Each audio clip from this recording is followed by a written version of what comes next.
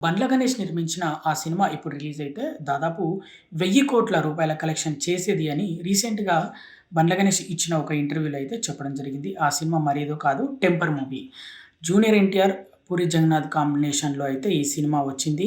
ఈ సినిమా పరమేశ్వర ఆర్ట్ ప్రొడక్షన్స్‌పై బండ్ల గణేష్ అయితే నిర్మించడం జరిగింది. మొట్టమొదటిసారి పూరి జగన్నాథ్ ఆయన రాసిన కథ కాకుండా వేరే వ్యక్తి రాసిన కథతో 'టెంపర్' అనే మూవీ తీయడం జరిగింది. ఆ వేరే వ్యక్తి మరెవరో కాదు వకంతం వంశీ. ఈ సినిమా అప్పుడు 2015లో ఫిబ్రవరి 13వ తారీఖు రిలీజ్ అయింది. చాలా పెద్ద హిట్ అని చెప్పుకోవచ్చు ఎన్టీఆర్‌కు. ఎందుకంటే 'రామయ్య వస్తావయ్య', 'రభస' లాంటి అటర్ ఫ్లాప్స్ తర్వాత ఎన్టీఆర్ 'టెంపర్' అనే మూవీ చేయడం జరిగింది. ఇది చాలా తీసుకున్న మూవీ. చాలా ఛాలెంజింగ్‌గా తీసుకున్న మూవీ. ఎందుకంటే 2 ఫ్లాప్స్ తర్వాత ఇది ఖచ్చితంగా హిట్ అయితేనే మళ్ళీ స్టార్‌డమ్ అనేది ఒకటి నిలబెట్టుకోవచ్చు. ఇద్దరు అటు పూరి జగన్నాథ్‌కి ఫ్లాప్స్ ఉన్నాయి ఆ టైంలో. ఎన్టీఆర్‌కి ఫ్లాప్స్ ఉన్నాయి. ఇద్దరు చాలా కసితో ఈ సినిమా చేయడం జరిగింది.